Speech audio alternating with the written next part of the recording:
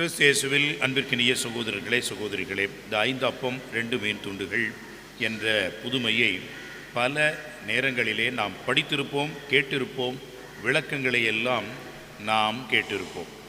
ஒவ்வொரு முறையும் இந்த புதுமையை படிக்கின்ற பொழுதும் கேட்கின்ற பொழுதும் ஒவ்வொரு கருத்தை நமக்கு ஆண்டவர் உணர்த்துகிறார் என்பதை நாம் உள்ளூர உணர்கிறோம். அதுதான் இறை வார்த்தையின் வல்லமை. மனித வார்த்தைகள் என்றும் எப்பொழுதும் ஒரே கருத்தை நமக்கு சொல்லக்கூடியதாக இருக்கின்றன. ஆனால் இறை வார்த்தை என்பது ஒவ்வொரு முறையும் நமக்கு ஒரு இறை செய்தியை நமக்கு கொடுப்பதாக அமைகிறது. அந்த வகையிலே இந்த இறை வார்த்தை இன்றைக்கு நமக்கு என்ன சொல்கிறது என்று ஆழமாக சிந்திக்கின்ற பொழுது ஒரே ஒரு வார்த்தை இந்த புதுமைக்கு அடிப்படையாக இருக்கிறது என்பதை நாம் கண்டுபிடிக்க வேண்டும். அது என்ன அந்த வார்த்தை என்று சொன்னால், ஆயனில்லாத ஆடுகளைப் போல அந்த மக்கள் இருந்ததனால் அவர்கள் மீது இந்த வார்த்தை தான் பரிவு கொண்டார். அன்புக்குரியவர்களே, என்ன வித்தியாசம் என்று சொன்னால், ஆண்டவர் இயேசு அவர்கள் மீது பரிவு கொண்டார். ஆனால் சீடர்கள் மனிதர்கள் என்ற முறையிலே அவர்களுடைய நலனையும் அவர்களுடைய வசதியையும் பார்த்தார்கள். இந்த இரண்டிற்கும் நிறைய வித்தியாசங்கள் உண்டு. அன்புக்குரியவர்களே, பரிவு என்று சொல்லக்கூடியது செயலோடு கூடிய ஒரு அன்பாகும், ஒரு உணர்வாகும், மனித இயல்பாகும், தன்மையாகும். ஆனால் இந்த மனித கணக்கு என்பது வியாபாரமாகும். எனவே தான் அன்புக்குரியவர்களே, வியாபாரத்திலே காசு கொடுத்தால் பொருளை கொடுக்கிறார்கள். இது என்ன அங்கே நடக்கிறது என்று சொன்னால், நீ இதை எனக்கு செய், நான் உனக்கு அதை செய்கிறேன். இது அன்பா? இல்லை. ஆனால் சேவை. இந்த சேவையிலே என்ன இருக்கிறது? நேர்மை இருக்கிறது, உண்மை இருக்கிறது, நீதி இருக்கிறது. நீ என்ன கொடுக்கின்றாயோ அதற்கு சரியான தொகையை உனக்கு நான் கொடுக்கிறேன். ஆனால் எந்த வகையிலும் இது அன்பிற்கு கட்டுப்பட்டது இல்லை. ஆனால் ஆண்டவர் இயேசுவினுடைய பரிவு என்பது, அன்புக்குரியவர்களே, இந்த பரிவு என்பது எல்லாவற்றையும் கடந்ததாக இருக்கிறது. ஆங்கில வார்த்தையிலே இது அழகாக சொல்கிறார்கள், சிம்பத்தி, எம்பத்தி என்று சொல்வார்கள். எம்பத்தி என்று சொல்லக்கூடியது ஐயோ பாவம் என்று சொல்லி நாம் சென்று விடுவது சிம்பத்தி, அது எம்பத்தி அல்ல. இன்றைக்கு இந்த சீடர்கள் என்ன செய்கின்றார்கள்? சிம்பத்தி, ஐயோ பாவம், இவர்கள் இத்தனை பேர் இருக்கிறார்கள் என்றெல்லாம் சொல்லி அவர்கள் மேல் அவர்கள் இரக்கம் கொள்கிறார்கள், அக்கறை கொள்கிறார்கள். இந்த அக்கறையின் அடிப்படையில் அவர்களை அனுப்பிவிட்டால் அவரவர்களும் அவர்களுடைய வழியை பார்த்து கொள்வார்கள் என்று நினைக்கின்றார்கள். ஆனால் ஆண்டவர் இயேசு அப்படி அல்ல. அவர் எம்பத்தி என்று சொல்லக்கூடிய பரிவு கொள்கின்றார். இந்த பரிவு என்பது செயலோடு கூடிய ஒன்றாக அமைகிறது என்பதைத்தான் நாம் புரிந்து கொள்ள வேண்டும். எனவே அன்புக்குரியவர்களே, இந்த செயலோடு கூடிய அந்த அன்பை எப்படி இறைவன் காட்டுகின்றார் பாருங்கள். அல்லது இவர்களை போன்று இரக்கம் கொள்கின்ற அவர்களுடைய மனித செயல்களை, மனித கண்ணோட்டத்தையும் பாருங்கள். சீடர்கள் என்ன சொல்கின்றார்கள் பாருங்கள். இவர்கள் நெடுநாளாகிவிடவே, சீடர்கள் நெடுநாளாகிவிடவே, ஏறக்குறைய 3-4 நாட்கள் தொடர்ந்து ஆண்டவர் இயேசுவை இவர்கள் பின்பற்றி வருகிறார்கள். அவருடைய மறைவுரையை கேட்கின்றார்கள். சீடர்கள் அவரிடம் வந்து 4 நாட்கள் 3 நாட்கள் என்று சொன்னால் அவர்கள் கொண்டு வந்திருந்த அந்த உணவு என்பது கண்டிப்பாக தீர்ந்திருக்கும். அப்பொழுதெல்லாம் நாம் திருத்தலங்களுக்கு செல்வது என்று சொன்னால் பேருந்துகளிலே நாம் செல்வோம். காலையில் போய் மத்தியானம் வர கேஸ்லாம் அப்போ கிடையாது. ஒரு நாளைக்கு போய் 3 நாள் கழித்து தான் நம்மெல்லாம் வருவோம். அப்பொழுது என்ன செய்வார்கள்? உணவு என்பதை கையோடு எடுத்துக்கொள்வார்கள்.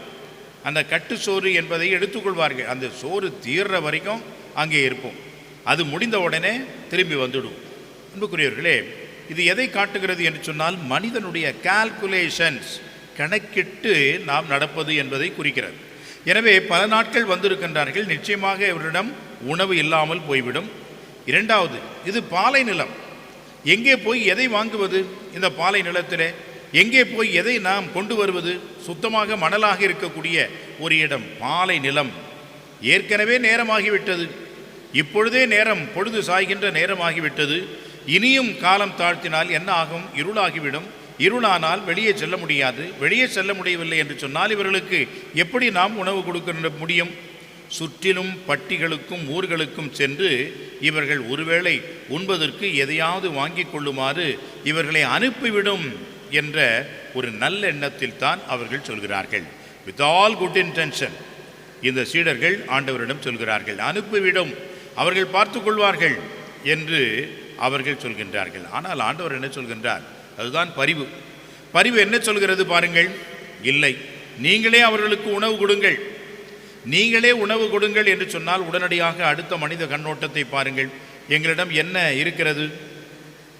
200 தெனாரியத்திற்கு உணவு வாங்கினாலும் இத்தனை பேருக்கு எப்படி பொருந்தும் என்று கணக்கு போட்டு பார்க்கின்றார்கள்.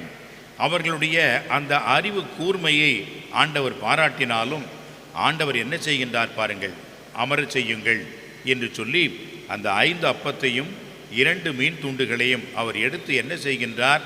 வானத்தை அண்ணாந்து பார்த்து நன்றி கூறுகின்றார்.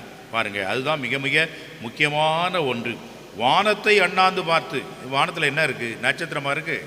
வானத்தை அண்ணாந்து பார்த்து என்று சொன்னார். இதே வார்த்தையை ஆண்டவர் இயேசு யோவான் நற்செய்தியிலே 11ஆம் அதிகாரத்திலே பார்ப்போம்.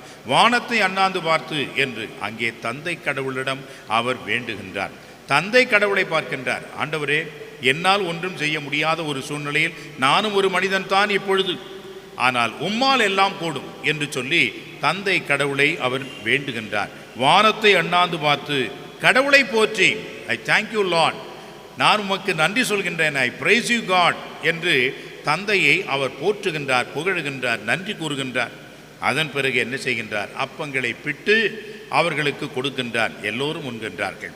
அன்புக்குரியவர்களே, பல நேரங்களிலே மனித கண்ணோட்டத்தில் இது நடக்காது. இது எங்கனமாகும்? அன்னை மரியாள் கேட்டாய், கடவுளிடால் ஆகும் என்று அன்னை மரியாவுக்கு சொல்லப்பட்ட பிறகு இதோ உமது அடிமை என்றார். இது கடவுளால் ஆகும் என்று அவர்கள் நினைக்கவே இல்லை. அவர்கள் என்ன நினைத்தார்கள்? இயேசு ஆண்டவர் மனிதன் என்ற முறையில் தான் இருக்கின்றார் என்ற வகையிலே பரிவு கொண்டாலும் கூட இது நடக்காது, சாத்தியமில்லை என்று தான் நினைத்தார்கள். ஆனால் ஆண்டவரால் இது முடியும் என்று ஒரு கணம் அவர்கள் நினைத்திருந்தால், ஆண்டவரால் எங்களால் அது முடியவில்லை, உம்மால் அது முடியும் என்று ஆண்டவரிடம் தஞ்சம் புகுந்திருப்பார்கள், நம்பிக்கை கொண்டிருப்பார்கள். அங்கே மிகப்பெரிய புதுமையை அவர்களே ஆற்றியிருப்பார்கள். ஆனால் ஆண்டவரிடம் வராமல் தங்களிடம் இருக்கின்ற பொருட்களையே அவர்கள் நினைத்து கொண்டிருந்தார்கள். அவர்களால் எதுவும் செய்ய முடியவில்லை என்று கைவிரித்து விட்டார்கள். ஆனால் ஆண்டவர் இயேசு அவரும் முடியாத நிலையில்தான் தந்தையை தேடினார், தந்தையிடம் வேண்டினார். அங்கே அந்த புதுமை நடந்தது. நம்முடைய வாழ்க்கையிலே இறைவனோடு இருக்கின்ற பொழுது நம்மால் எல்லாம் முடியும், எதுவும் கூடும் என்பதை நினைத்து பார்க்க வேண்டும். ஹவு கேன் ஐ என்று அந்த கேள்வியை கேட்பதற்கு பதிலாக I can with Lord, with God, with Jesus என்ற அந்த ஒரு பதிலோடு நாம் நம்முடைய வாழ்வில் தொடர்வோம் என்று சொன்னால் எல்லாவற்றையும் சமாளிக்க முடியும், சந்திக்க முடியும், சரி செய்ய முடியும். ஆமென்.